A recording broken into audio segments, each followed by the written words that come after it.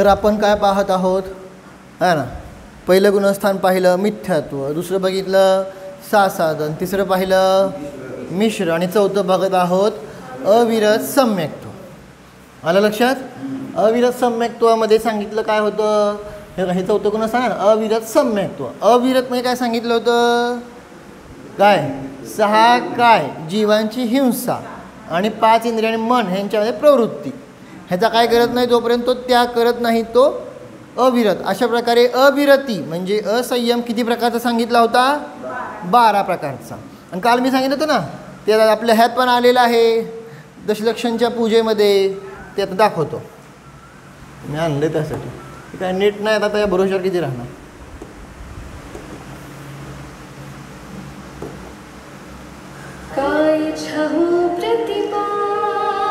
आपण म्हणतोय नाही ह्यातलं,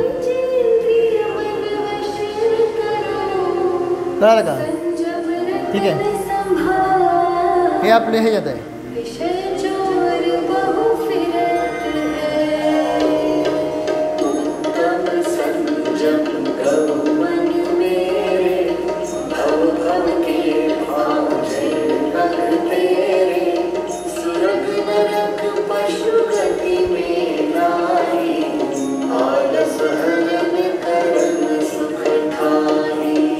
आता षट काय,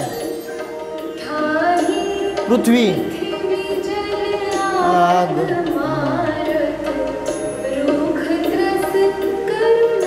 कळलं. षट काय, आता 5 इंद्रिय आणि मन.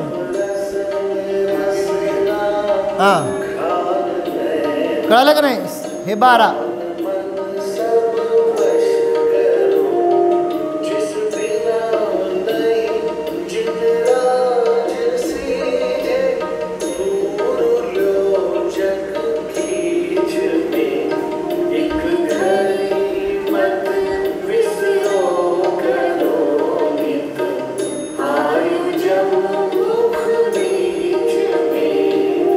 अर्थ पण बघा कळून जाईल. उत्तम संयम धर्मांगाय अर्घ्यम निर्वपामीति स्वाहा. आता अर्घ्य 6 काय के जीवों की रक्षा करनी चाहिए तथा 5 इंद्रियां एवं मन को वश में करना चाहिए. संयम रूपी रत्न को संभाल कर रखिए, क्योंकि आपको असंयमित करने के लिए विषय कषाय रूपी चोर बहुत घूम रहे हैं. अरे मेरे मन, अब तो उत्तम संयम को धारण कर, जिससे तेरे भव भव में बांधे गए पाप कर्मों का अभाव हो जाएगा. आलस्य को हरने वाला और सुख को देने वाला यह उत्तम संयम धर्म है. ऐसा संयम देव, नरक, तिर्यंच गति में नहीं होता है. पृथ्वी, जल, अग्नि, वायु और वनस्पति, ये 5 स्थावर और त्रस, इन 6 काय जीवों के प्रति दया धारण करना प्राणी संयम है. स्पर्शन, रसना, घ्राण, चक्षु, कर्ण एवं मन को वश में करना इंद्रिय संयम है. इस संयम के बिना तीर्थंकर भी मोक्ष प्राप्त नहीं कर सकते, और इसी संयम के बिना तुम संसार रूपी कीचड़ में फंसकर रो रहे हो. इसलिए उत्तम संयम धर्म को एक क्षण के लिए भी मत भूलो, क्योंकि हम निरंतर मृत्यु रूपी यमराज के मुख की ओर जा रहे हैं. बोलो उत्तम संयम धर्म की कळालं. 6 काय मी म्हणून त्यासाठी दाखवलं. आपण जे म्हणतोय आहे ना ते, मग 12 प्रकारचा असंयम कुठला, 12 प्रकारची अविरती कुठली, तर सांगितलं 6 प्रकारचा काय सांगितला, हा 6 प्रकारचा प्राणी संयम. कळालं आहे ना. आणि त्यापुढं काय आहे, 6 प्रकारचा इंद्रिय. समजलं का नाही. म्हणजे असंयम पाळला तर असंयम, त्याबद्दल नाही केलं तर अविरती. कळालं का नाही. आणि त्यातलं जर केलं तर काय येणार, विरती. अशा प्रकारे काय झालं, 12 प्रकारची अविरती पाहिलेली आहे. लक्षात आलं. आता त्यानंतर पुढं मग 12 प्रकारची अविरतीची पाहिली आपण आहे ना. त्यामध्ये काय सांगितलं आता, चौथा गुणस्थान बघतो ना आपण. तर मग कुठं आलंय,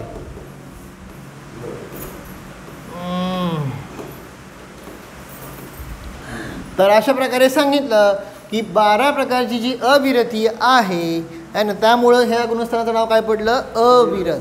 मग अविरत जो शब्द आहे तो कुठला दीपक आहे, आधी दीपक आहे.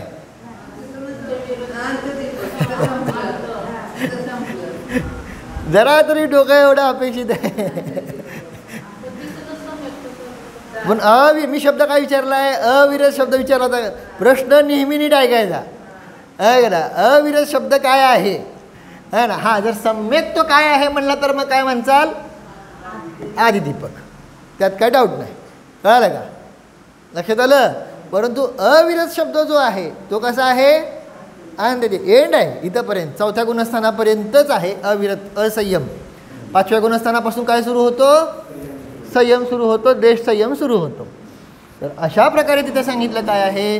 अविरत सम्यक तो सांगितलं. सम्यक तो का म्हणलं तर हे काल सांगितलेलं आहे ना. जिने देवांच्या प्रवचनाचं काय करतो? तो श्रद्धान करतो. तुम्हाला सामान्य दिसत असेल श्रद्धान, पण ॲक्च्युली श्रद्धान म्हणजे काय? ह्याच्यावर खूप चांगलं घडवलेलं आहे ना. तत्वार सूत्रामध्ये ज्या तत्वार्थ श्रद्धानम सम्यक दर्शनम आहे का नाही, त्याच्या आधारे सर्वार सिद्धी राजवार्तिकमध्ये आणि मोक्षमार्ग प्रकाशकमध्ये पण 9व्या अध्यायात सुद्धा खूप घटवलं आहे ना. की ॲक्च्युली श्रद्धान म्हणजे काय असतं? आपल्या डोक्यात एक चुकीचं काय बसलेलं असतं की बाबा 7 तत्वांना जसे तसं जाणणं. जसे तसं जाणणं म्हणजे काय? आपल्याला वाटतं शाब्दिक जाणलं. कळलं का? म्हणजे द्रव्यरूप जाणलं, परंतु त्याचा भावरूप जाणलं का? आर्थिक जाणलं का? ते खरं श्रद्धान आहे म्हणून सांगितलं. का तिथं प्रश्न उठवला आहे. हो, तुम्ही म्हणताय तत्वार्थ श्रद्धानम म्हणजे सम्यक दर्शनम काय?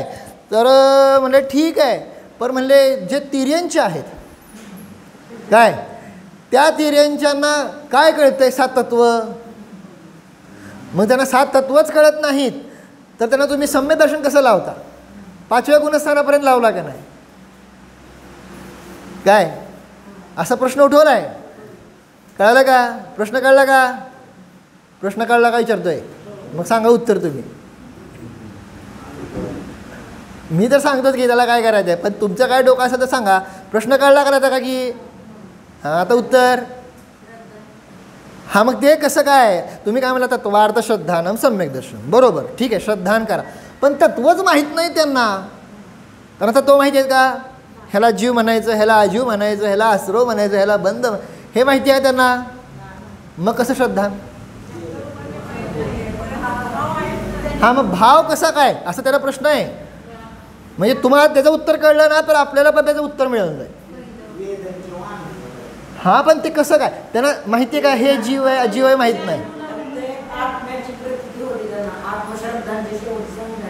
हां हां हां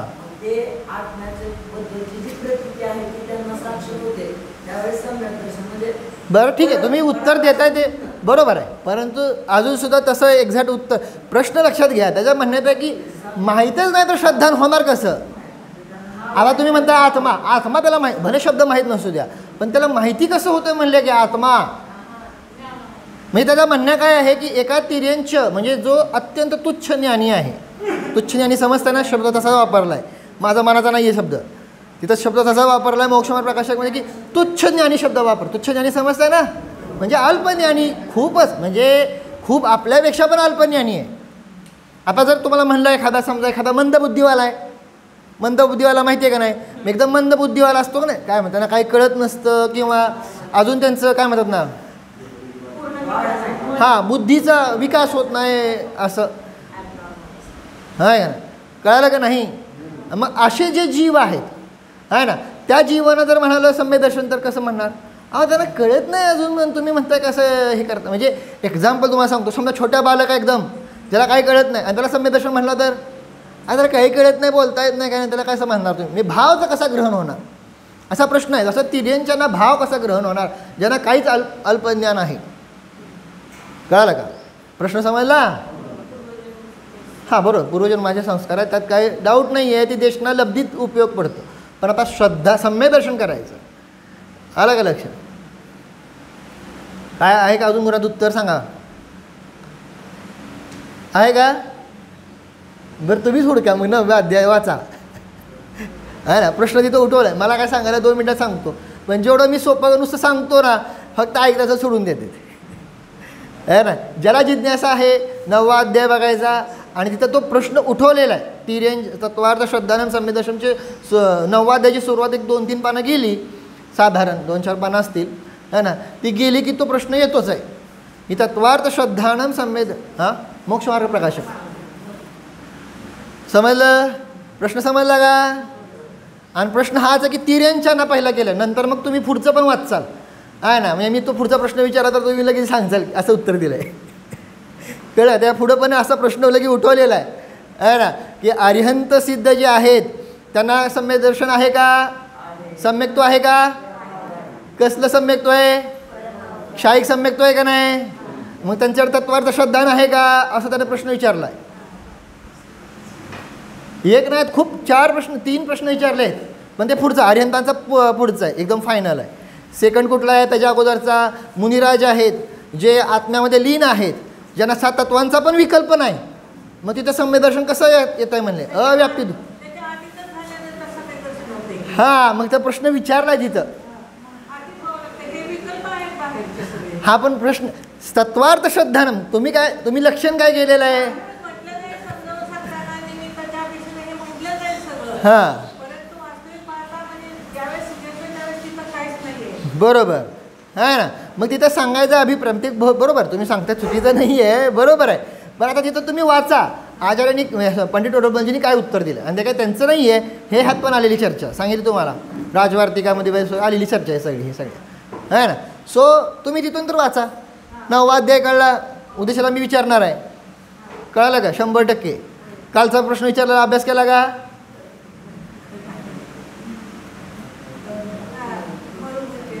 काय प्रश्न होता? कोणाची नावं? तुमची का माझी? काय सुद्धा नाही. जिज्ञासा, मी प्रयत्न करतो तुम्हाला जिज्ञासा उत्पन्न करावी, पण आपलं नुसतं चाललंय हा सांगा आणि नुसतं इथलं वाचायचं, असं नाही होणार काम आहे ना. थोडीशी जिज्ञासा पाहिजे, थोडीशी बुद्धी लावायला पाहिजे. हां हां, बरोबर आहे की. मग ते गुरु सांगितलं काय, एक गुरु होते, त्यांच्याकडे 2 शिष्य आले. गुरु जे होते ते साधू होते, 2 शिष्य जे होते गृहस्थ होते. त्यावर दोघंही भाऊ होते, कळलं का? आणि ते आल्यानंतर काय केलं, त्यांच्याकडे ते शिकले, परंतु त्यातला एक जो होता तो म्हणजे काय गुरूंचं ऐकणारा होता, दुसरा जो होता तो गुरूंचं न ऐकणारा, त्यांच्याशी तिरस्कार करणारा होता. समजलं का? पण घटना अशी घडली कालांतरानं, काही भाव झाल्यानंतर असं झालं की जो जो तिरस्कार करणारा तो पुढं जाऊन अनेक भाव भटकून सुद्धा सांगितलं काय हे, त्याने परत मुनी वगैरे बनून मोक्षाला गेला, कळालं का? परंतु जो त्यांचा ऐकणारा होता ते महाराज, ते गुरु, आणि त्यांचा जो दुसरा जो चांगला ऐकणारा शिष्य, ते पण गेले. पण असं ती होती घटना. कशाची सांगितली कळाली ती ना? हां, म्हणजे इथं काय पार्सलिटी नाही, कोणीही कधीही काहीही आहे ना. त्यामुळं मला जमत नाही, तुम्हाला जमतंय, कळालं का? हमारे बस की बात नहीं है, ऐसा बोलने की बात ही नाही आहे ना. इथं कोणीही कुठंही कधीही काय होऊ शकतो, मोक्ष मार्गामध्ये अग्रेसर होऊ शकतो. तुम्ही फक्त तुमचा परिणामांचा गेअर टाका, कळालं का? गाडी तुमची पळाली, रिटर्न गेअर टाकला तर मागं पळणार. डिपेंड करताय तुम्ही कसं करताय, कळालं? ठीक आहे. तर ही सगळी चर्चा झाली होती. तर आता कालचा पण प्रश्न आणि आजचा पण प्रश्न आहे ना. हां, नाही, जरा काढा अजून. मग गुरूंचं नाव सांगा मला, मग लक्षात येईल ती गोष्ट कुठली आहे. बरं तुम्ही काढा अगोदर, मी नाही सांगत, अगोदर हुडकून काढा, कन्फर्म पाहिजे मला. चला ठीक आहे, समजलं? हां, कशात कन्फर्म करायचं वय? त्याला मला पण माहीत नाही, विचारा तुम्ही. गोष्ट आहे पण हुडकून काढा ती गोष्ट कुठं आहे. हां, तर ठीक आहे, मला हे महत्त्वाचं आहे. ठीक आहे, ती गोष्ट मिळव नाही मिळव मला माहीत नाही, पण ॲटलिस्ट काय आहे, तत्वार सूत्रातलं समजलं ना. 3 प्रश्न होते तिथं, ते घटवलं आहे सगळी चर्चा. मोक्षमार्ग प्रकाशक अध्याय 9वा, थोडी 2-4 पान झाल्यानंतर ही चर्चा सुरू होती. आणि मग तेव्हा ती बघा, तिर्यंच्यांना सम्यक दर्शन आहे म्हणतात, तर तत्वार्थ श्रद्धान कसं काय आहे, तत्वच त्यांना माहीत नाही, त्याचं भावभासन तर कसं होणार त्यांना? तुम्हाला शब्दाशिवाय भावभासन होतंय का? मग शब्द माहीत नाही तर त्यांना भावभासन कसं? तुम्हाला शब्दाशिवाय भावभासन होतं का सांगा? मग ते म्हणाले, त्याचा प्रश्न आहे तो, प्रश्न समजला तर त्याचे उत्तर जे दिलेलं आहे ते भावभाषण आपल्याला करायचं. नुसतं शब्द नाही शिकायचं, त्याचं जे उत्तर दिलेलं आहे का नाही, म्हणून मी सांगतोय ते भावभाषण आपल्याला करायचं आहे. ठीक आहे, प्रश्न समजला ना? उद्याच्याला बघू. तर अशा प्रकारे सांगितलं अप्रत्याख्यान कशाचा काय आहे. मग फक्त अप्रत्याख्यानावरणाचा उदय का? हां, फक्त कोण नाही आता? अनंतानुबंधीचा उदय नाही. कळलं का नाही? आणि सांगितलं दर्शन मोहण्याचा उपशम क्षय अथवा क्षयक्षम, त्यानुसार काय होतोय तिथं सम्यक दर्शन होतंय. लक्षात आलं का? तर मग आता ते मी चार्ट बनवलेला आहे, पण आता काय असंच व्हायला लागलं आहे की ते काय उदय आणि अनुदयाचा काय वेळेत नाही. मग आज घ्यावं म्हणलं पण काही हे नाही. बरोबर 8:45ला आला तर मग ते बरोबर संपेल सगळा चार्ट, नाही का नाही? ठीक आहे, मी आता थोडंफार घेतो, आता थोडाफार अभ्यास घेतो. ठीक आहे, पहिल्यांदा एवढं ओके आहे ना. पहिल्यांदा मोहनियाचे 28, कारण पुढंच कर्म बघायचं असेल तर हे पहिले तर पक्क करावं लागणार. मोहनियाचे 28 भेद कुठले कुठले आहेत? मोहनियाचे 28 भेद. अरे दर्शन मोहनियाचे पहिल्यांदा 2 भेद कुठले? दर्शन मोहनिया आणि चारित्र मोहन. समजलं? दर्शन मोहनियाचे परत किती? 3 भेद कुठले? आता बरोबर समजतं ना सगळ्यांना? आहे ना. आणि चारित्र मोहनियाचे 25 भेद, अनंतानुबंधी 4, अप्रत्याख्यानावरण 4, प्रत्याख्यानावरण संज्वलन आणि 9 कशा आहे? कुठले कुठले?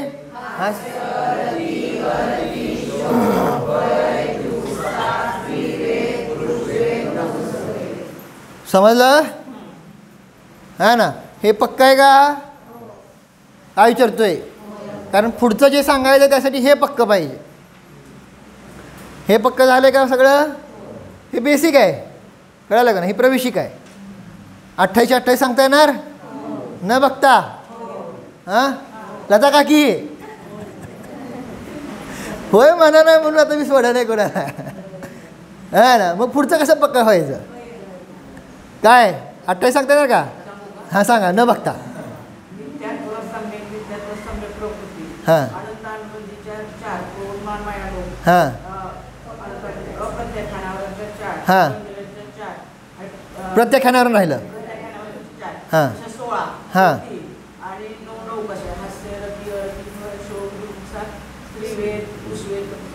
बरोबर समजलं. 28 पाठ करायचे. अमोल भैया पाठ आहे का? गरजेचं आहे, महत्त्वाचं आहे, कळालं का नाही? हे मेडिसिन आहे, कळालं का नाही? जिनं वयनं मोसह विनं म्हणले का नाही आचार्य? कळालं नाही? जिनं वजनच औषधी आहे. सो हे पाठ करा, खूप गरजेचं आहे. तर हे खूप बेसिक आहे ना. आता ह्याच्याद्वारे आपल्याला घटवायचे का सांगायला लागलो आहे? कारण जर तुम्हाला गुणस्थान समजून घ्यायचं असेल, कळलं का, तर हां पुढं सगळं एकमेकावर डिपेंड आहे. पण तुमचं हेच पक्क नसेल तर पुढचं काय सांगणार? समजलं? गुणस्थान घडले कशामुळं? गुणस्थानाचं लक्षण काय आहे?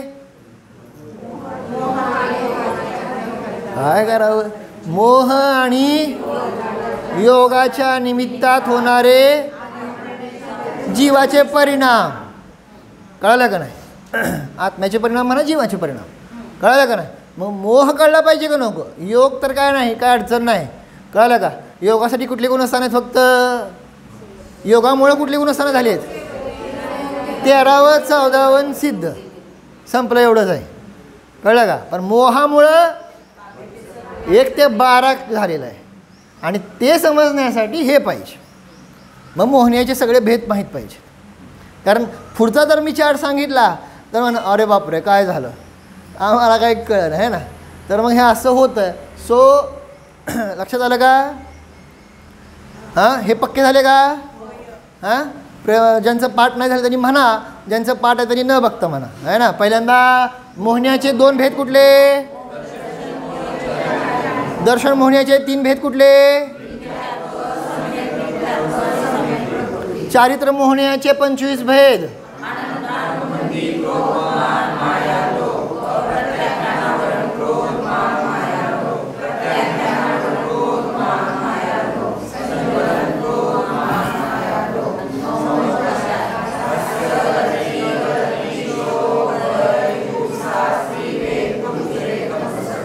ओके, समजलं का?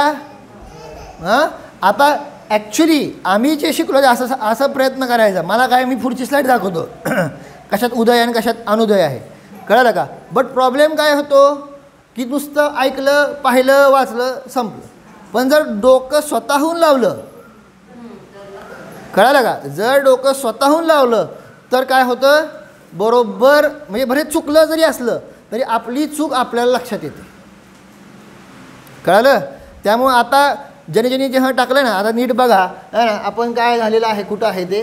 म्हणजे एखादी कुठली छोटीशी किरकोळ चूक आहे, पण ती कुठं आहे ती, हे पण झालं.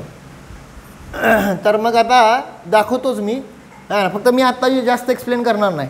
हां, फक्त दाखवतो, उद्याच्याला 8:45 वाजता एक्सप्लेन करणार. बघा, पहिलं गुणस्थान. आता पहिल्या गुणस्थानामध्ये इथं घटवलेलं आहे उदय आणि इकडे घटवलेलं आहे अनुदय. कळलं? हां, उदय दिसतंय ना सगळ्यांना? आहे ना, झूम करतो मी, राहू दे. पहिल्या गुणस्थान, पहिल्या गुणस्थानामध्ये उदय कशा कशाचा आहे, त्या 28 पैकी करायचं आहे. समजलं का? त्या 28 पैकी लक्षात आलं?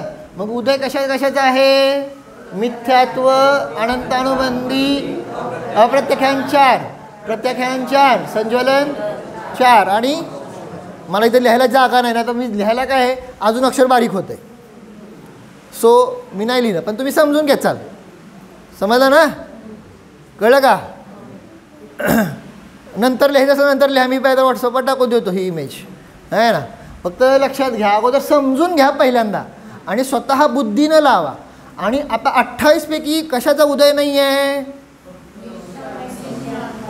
सम्यक मिथ्यात्व म्हणजे मिश्र आणि सम्यक प्रकृती. कळलं का? ह्याचा फक्त उदय नसतो पहिल्या गुणस्थान. बाकी सगळ्याचा काय झाला, म्हणजे किती झाला, समजलं? 26 कसं झालं, कळतं का नाही? 1 4 4 4 4 म्हणजे 16 कशा आहे, 9 9 कशा आहे, किती झाले, 25. आणि मिथ्यात्व 1 26. समजते का नाही? समजतं की नाही? हां, तर अशा प्रकारे हे पहिलं गुणस्थान. कळलं? अशा प्रकारे काय आहे, पुढची दुसरं, तिसरं, चौथं वगैरे सगळं घटवणार आहे, पण ते उद्याच्याला बरोबर 8:45ला. ठीक आहे ना? तुम्ही जर लेट आला तर ते मिस होणार. आता काय नको, कारण मग ते होणार नाही पूर्ण सुद्धा. हां, बरं ठीक आहे. नाही, मला पुढचं घ्यायचं होतं, सम्यक्त्वाचे 3 भेद. ठीक आहे, बरं सांगतो, मग काय ते घेत नाही. दुसरं गुणस्थान ॲक्च्युली इथं बघून काय होतं माहिती का, इथं बघून नुसतं तुम्ही वाचताय. माझी इच्छा होती काय, हे रिझल्ट आहे ना, बट ॲक्च्युली स्वतः बुद्धीनं लावायचं. कशाचा उदय आहे आणि कशाचा उदय नाही, हे तर फायनल. हे काय तुम्ही बघून सांगाल, नुसतं वाचणार. दुसरं गुणस्थान आहे ना, आणि तिथं काय म्हणणार, अनंतानुबंधी, अप्रत्याख्यानावरण, प्रत्याख्यानावरण, संज्वलन 9 9 कशा, किती झाले, 25. हा ना, मग बाकीचे 3 काय झाले, आता अनुदय म्हणजे मिथ्यात्वाचा उदय, म्हणून तिथं पिवळं केलं, हिरवं केलं. समजतंय का? कशाला फोकस करतोय बघा. अनंतानुबंधीचा इथं काय झालेला आहे, उदय आहे दुसऱ्या गुणस्थानात, पण मिथ्यात्वाचा उदय काय स्पेशल आहे, ज्याच्यामुळे ते गुणस्थान बनलं, त्याला काय केलेलं आहे, हिरवा कलर केलेला आहे. अदरवाईज इकडचे सगळे व्हाईट कलर आणि इकडचे सगळे येलो कलर. समजलं? आलं का लक्षात? कशामुळे ते गुणस्थान चेंज होणार आहे ना, ते तिथं दाखवायचा प्रयत्न केलेला आहे. पॉईंट समजलं का? हां, मग दुसऱ्या गुण, आता बरं ठीक आहे, नुसतं घेतो, पण मला खरं खूप एक्सप्लेनेशन करायचं आहे. दुसरं गुणस्थान समजलं ना, काय झालं होतं, कधी आलं दुसरं गुणस्थान, सम्यक्त्वातनं पडला. नुसतं चौथ्यातनं नाही पडला, सम्यक्त्वातनं म्हणजे 4थं 5वं 6वं. कळलं का? ह्यातून पडला आणि पडल्यानंतर सांगितलं ना, सम्यक्त्वाचा काळ होता का ना, औपशमिक सम्यक्त्वाचा, प्रथम औपशम सम्यक्त्वाचा काळ. प्रथम औपशम सम्यक्त्व कशाला म्हणायचं, हात वर करा, हात वर करा. प्रथम औपशम सम्यक्त्व कशाला म्हणायचं, हात वर करा म्हणलं, हात वर करा. आता जर नाही जमलं तर मग काय उपयोगच नाही पुढं जायचे. महागं सांगितलं, परवा सांगितलं, तरीसुद्धा परत परत परत परत परत परत तुम्ही तेच करता. नुसतं ऐकायलाच आहे का? हा विषय नाही आहे, ते द्रव्यनियोग आहे. नुसतं ऐकायचं असेल आपल्या गोष्टी प्रथमानियोग आहे का द्रव्यनियोग आहे. हा जो सब्जेक्ट आहे ह्यामध्ये पाठांतर लक्षात ठेवायला कंपल्सरी आहे. नाहीतर मग पुढं नाही सरकणार, पुढं पुढं तुम्ही होऊन गळणार. या तो कर्म गलेंगे या आप गलेंगे. कळलं का? हे तर तुम्ही गायब होचाल नाही तर कर्म गायब होचाल. काय गायब करायचं तुम्ही ठरवा. कळलं? अभ्यास खूप महत्त्वाचा. प्रथमोपशम सम्यक्त्व. हां सांगा. नाही. प्रथमोपशम सम्यक्त्व. हां त्याला म्हणायचं प्रथमोपशम. आता द्वितीयोपशम. हां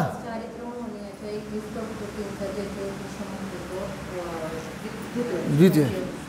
तुम्ही परीक्षा काय देणार आहे मला काय कळलं नाही राव. बेसिक सांगता येत नाही अजिबात. म्हणजे बेसिक आहे. आणि 2 दिवसापूर्वी झाले. असं नाही की बाबा चला ठीक आहे मागचं मी ॲडजस्ट केलं. मागच्या तुम्हाला महिन्यापूर्वी शिकवलं होतं, गॅप पडला 15 दिवसाचा, सो विसरून गेला, ठीक आहे. आत्ता 2 दिवसापूर्वी सांगितलं होतं का नाही. आणि हे खूप बेसिक आहे, खूप बेसिक आहे.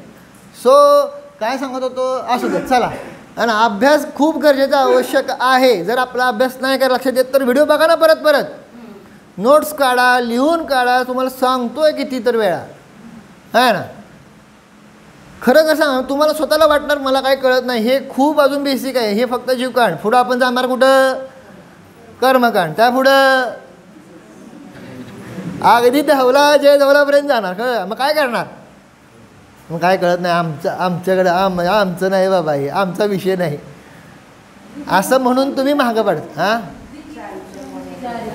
चारित्र मोहण्याच्या 21 प्रकृतींचा जिथं काय होतोय उपशम है ना. मग तो कुठं होतो? चारित्र मोहण्याच्या. हात वर करा थांबा. आता ह्या बेसिक अजून बेसिक विचारला. चारित्र मोहण्याच्या 21 प्रकृतींचा जो उपशम होतो तो कुठं होतो? हात वर करायचा, फोडायचं नाही तो. हां बघू कुठं कोणाचं कोण सांगतं. चला चारित्र मोहण्याच्या 21 प्रकृतींचा उपशम कुठं होतोय? तेव्हा का एक मी हात ह्यासाठी विचार करतोय. मला काय मी असं कोणाला विचारेल पण मला कळू दे की तुम्ही किती अभ्यास करताय, तुम्हाला किती समजतंय, मला किती बेसिक जायचं आहे अजून. 1 2 संपलं. 3 बाकी काय नाही का? सांगा. नाही नाही हात वर कर. थांबा की मला थांबा की जरा. नाही. हां म्हणजे उपशम श्रेणी काय म्हणून म्हणलं अजून बेसिक विचारला. हां असं नको आहे, ठीक आहे ना. तर जरा जरा जरा थोडंसं जरा म्हणून मी म्हणतो वारंवार नीट लक्ष द्या. हां प्रश्न येणार, समजणार नाही, विचारा, कळलं का नाही. परंतु अभ्यास तेवढाच गरजेचा आहे. झालं 1:15 वाजले असंच मी म्हणलं ना. होत नसतंय मला माहिती आहे, ठीक आहे. आता हे समजलं का? दुसऱ्या गुणस्थानामध्ये दुसरं गुणस्थान काल सम्यक्त्वातून पडला, मिथ्यात्वामध्ये पोचला नाही. तर मधला जो अंतराळ काळ आहे त्याला काय म्हणलेलं आहे? साधन. काय केलेली आहे? सम्यक्त्वाची आसाधना म्हणजे सम्यक्त्वाची काय केलेली आहे? विराधना केलेली आहे.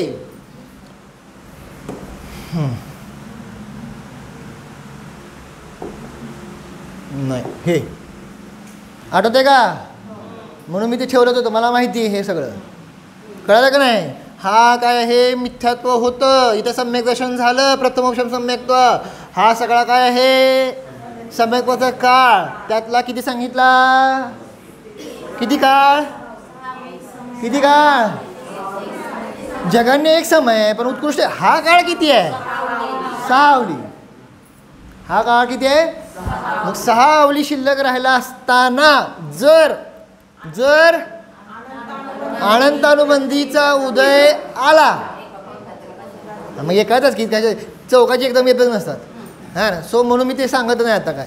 अनंतानुबंधीचा उदय आला, ठीक आहे ना, तर काय होणार, तिथून डायरेक्ट दुसऱ्या गुणस्थानात जाणार. कळलं का है ना.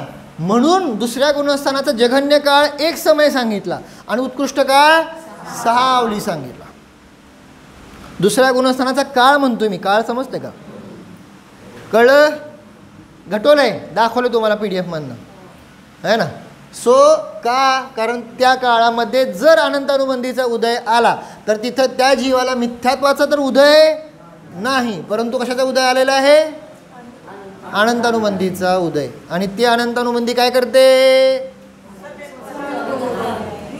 बरोबर, अनंतानुबंधी द्विस्वभावी आहे. सम्यक्त्वाचा पण काय करते, घात करते. चारित्र्याचा तर घात करतेच करते, सम्यक्त्वाचा पण घात करते. चारित्र्य मोहनीय प्रकृती असून सुद्धा हे सगळं शिकवलेलं आहे है ना.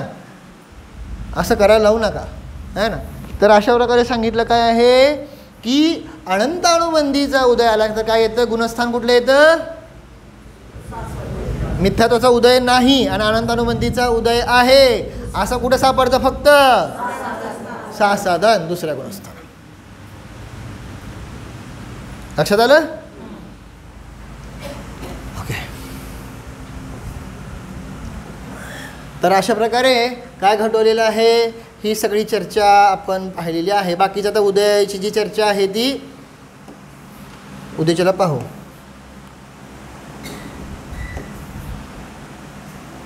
आता फक्त मला एवढं फक्त म्हणा है ना, कुठले कुठले आहेत, मोहनीयाचे 28 भेद, दर्शन मोहनीयाचे 3, चारित्र मोहाचे, दर्शन मोहनीय 3 कुठले हा ना. आता हे 25 कुठले चारित्र मोहनीयाचे, अनंतानुबंधी,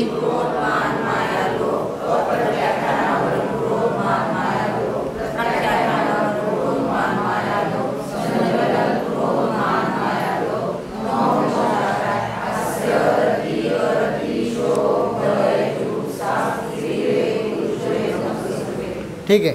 आता पुढच्या वेळेस प्रत्येक वेळेस काय क्रोधमान मानावलोपनाची सुद्धा गरज, अनंतानुबंधी 4 म्हणलं की आलं, कळालं का नाही. अप्रत्याख्यान 4 म्हणलं की आलं, समजलं मी, प्रत्येक वेळेस समजतं एवढं है ना. आता फक्त इथनंच मला घटवायचं आहे, कोण काय करतं इथंच सांगा मला, ठीक आहे ना. आता ही जी मोहनी आहे का ना, मिथ्यात्व, मिथ्यात्व काय करतंय, सम्यक दर्शन होऊ देत. आणि जर ह्याचा उदय आला तर गुणस्थान कुठलं, समजतंय ना, इथं घटवायचंय. सम्यक मिथ्यात्व काय करतंय, कशाप्रमाणे, श्रीखंडाप्रमाणे, गोड पण नाही आंबट पण नाही, मिक्स आहे ना. तसं सम्यक्त्व पण नाही आणि मिथ्यात्व पण नाही, असं काय आहे. मग ह्याचा उदय कुठं येतो, तिसऱ्या गुणस्थानात, समजलं. सम्यक प्रकृती काय करतंय, काय करतंय, काय करतंय आहे ना. चल मल आघाड दोष, कर्म काय करते, कर्म चांगलं करत नाही, कर्माचा उदय काय करतोय, त्या सम्यक्त्वामध्ये चल मल आघाड बघणार आहे आपण है ना. काय टेन्शन घेऊन ते बघणार आहे आपण, झाले पण रिव्हिजनमध्ये बघणार. मग चल मल आघाड दोष उत्पन्न करतं. मग सम्यक प्रकृतीचा उदय असताना कुठलं सम्यक्त्व होतं, कुठलं सम्यक्त्व, क्षायोक्षमिक सम्यक्त्व, कळलं का नाही. क्षायोक्षमिक सम्यक्त्वामध्ये सम्यक प्रकृतीचा उदय असतो, बाकीच्या औपशमिक आणि क्षायिकमध्ये, समजलं ना. हां, हे झालं. पुढं अनंतानुबंधी 4 काय करतंय, अनंतानुबंधी 4 काय करतंय, संयम, सम्यक्त्व होऊ देत नाही है ना. हे पहिलं. आणि दुसरं अजून काय करतंय, कुठलं, स्वरूपाचरण चारित्र म्हणा किंवा सम्यक्त्वाचरण चारित्र म्हणा होऊ देत. काय करतंय लक्षात ठेवा, त्याच्यावरनं तर गुणस्थान बदलत आहेत, समजलं ना. सम्यक दर्शन होऊ देत नाही अनंतानुबंधी 4. पुढं अप्रत्याख्यानावरण काय करताय? हां हां, त्याचा उदय काय करताय? बरोबर आहे की देश संयम होऊ, थोडासुद्धा संयम होऊ देत नाही. बरोबर. प्रत्येक खाण्यावरून काय करताय? थोडा संयम होऊ देत आहे, पण पूर्ण संयम मुनिदीक्षा है ना, हे होऊ देत नाही. हा प्रत्याख्यान कर्म. पुढं संजीवलन काय करतंय? यथाख्या चारित्र, म्हणजे जसा चारित्राचा स्वभाव आहे तसा प्रगट होऊ देत नाही. ठीक आहे ना. आणि 9 नो कषाय हे काय सांगितले? हे काय करतात? बरोबर आहे. नो कषाय शब्दच आहे. नो म्हणजे किंचित. नो म्हणजे नाही लावायचं नाही बरं का. नो म्हणजे किंचित, अल्प कषाय म्हणजे हे ह्यांच्यासारखं काम करत नाही आहेत, कळलं का, परंतु आपलं छोटं छोटं काम करतात, कळलं का नाही. हां, तर ते आपलं छोटे छोटे, मग हे असे काय आहेत? 9 नो कषाय. मग हे सगळे कशा आहेत का नाही? हास्य, रती, अरती, शोक, भय, जुगुप्सा, हे सगळे काय आहेत? 9 कशा आहेत का नाही. मग ह्या सगळ्याने रहित कोण असतात? हां, सिद्ध भगवान. आर्यहंत पण आहेत की का? हा नाही आहेत, है ना, आर्यहंत पण आहेत ना. मग आता नुसतं दर्शन नाही करायचं, हे समजून काय फायदा? नुसतं दर्शन नाही करायचं, त्यांच्यामध्ये पाहायचे की हे प्रभो आपल्यामध्ये मोहनियाचे 28 भेद नाहीत, म्हणून तुम्ही कसे आहात? बरं, महान आहात, पण मोहरहित आहात, वीतरागी आहात, निर्मोही परमात्मा असं दर्शन करायचं. कळलं का? गेल्या गेल्या आता पहिल्यांदा 28 भेद आठवायचे देवापुढं, आहे ना, आणि ते तुमच्यामध्ये काय नाहीत. कळलं का? मग म्हणून तिथं सांगितलं काय? म्हणून हे जर समजलं तर आपल्याला चुका होणार नाहीत. भगवान चिडत नाहीत का? क्रोध आहे का भगवंतामध्ये? काय आहे का? अहंकार आहे का? मला विचारलं, मला नाही विचारलं, काय? हां, मायाचारी आहे का? हां, फसवणे पण आहे का भगवंतामध्ये? लोभ आहे का? हे असं पाहायचं असतं दर्शन करताना, कळलं? नुसतं इथं शिकायचं नाही आपल्याला, आहे ना. हे आणि ते पण आपल्यासारखेच मनुष्य होते का नव्हते? काय विचारतोय? आपल्यासारखे मनुष्य होते, पण त्यांनी पण हेच पाहिलं तेव्हा कुठं ते भगवान बनले. सो आपल्याला पण हेच पाहायचं आहे, कळलं का? आणि आता त्यानंतर पुढं मग भगवंतामध्ये हे कशा असत नसतात, म्हणून सांगितलं काय? आपले भगवान कसे असतात? सदैव वीतरागी. भगवंतांच्या चेहऱ्यावर काय दिसलं पाहिजे? वीतरागता. हास्य आहे का? हसना पुण्य आहे. पुण्य नाही, हसना कशा आहे, कळलं का? लक्षात आलं? ते लोक व्यवहारात म्हणलं जातं ठीक आहे, वाईट राहू नका, दुःखी राहू नका म्हणून, पण वास्तविक पाहिलं असताना हास्यसुद्धा काय आहे? त्यामुळे जर कोणी म्हणालं भगवंतांची मूर्ती कशी हासरी आहे, चुकीचं. हासरी बनवायची पण नाही, कारण हास्य काय आहे? कशाय आहे, मोहनीय कर्म आहे, आणि भगवंतांकडे तो मोह राहिलेला नाही. समजलं का? सो हास्य नाही. पुढं रती. रती समजते? रती म्हणजे प्रेम, आहे ना. अरती म्हणजे द्वेष, आहे ना. कोणी आपल्यावर प्रेम करतंय, रती कर्म आहे. नाही करत, द्वेष आहे. सगळे माझा काय तिरस्कार करतात, अरती कर्म आहे, त्यांचा काय चूक आहे, कळलं का नाही? आहे ना. पुढं शोक. भगवंतांकडे शोक आहे का? आहे ना, कसलाही शोक नाही. पुढं भय. म्हणून बघा भगवंताकडं भय ज्याला असतं, आहे का नाही, ते सगळे घाबरून बसतात. ज्याला भय नाही त्यांच्याकडे काहीसुद्धा नाही, वस्त्र नाही, अस्त्र नाही, शस्त्र नाही, काही नाही. आहे का भगवंतांकडं? आर्यहंतांकडं आहे ना. ज्यांना भय आहे त्यांना सगळं ठेवावं लागतं, समजलं का नाही? ज्यांना भय नाही त्यांना वस्त्र, अस्त्र, शस्त्र काही ठेवायची गरजच नाही. काय कशा लागते, है ना. तर भय नाही. पुढं जुगुप्सा. जुगुप्सा म्हणजे किळस. किळस समजते ना, ग्लानी आहे ना, असा किळस भावसुद्धा नाही. हा असाच आहे, तो तसाच आहे, किंवा कुठल्याही वस्तूबद्दल वगैरे. आणि स्त्रीवेद, पुरुषवेद, नपुंसकवेद. समज हे वेद म्हणजे काय?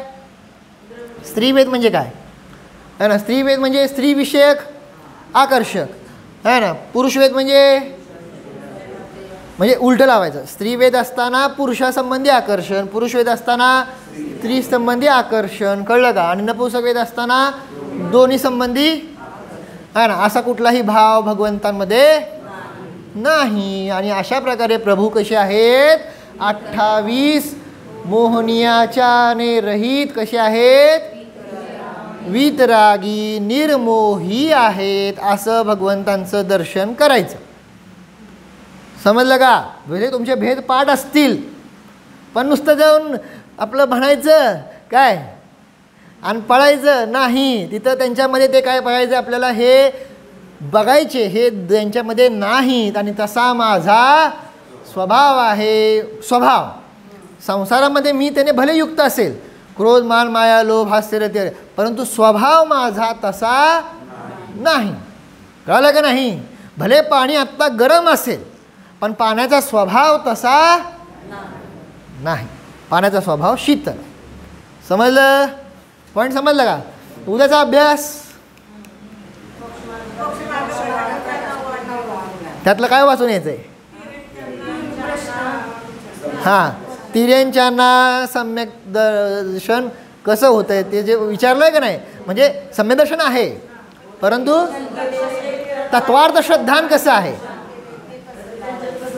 बरोबर, हा प्रश्न. दुसरा प्रश्न मुनिराज तिथंच विचारलं, त्या पुढंच आहे, लगेच पुढंच आहे ना, त्या पुढंच विचारलेलं आहे की जे भावलिंगी आहेत, जे आत्म्यामध्ये लीन आहेत, त्यांना तत्वाचा विकल्प पण नाही, तरी त्यांना तत्वार्थ श्रद्धान कसं म्हणताय?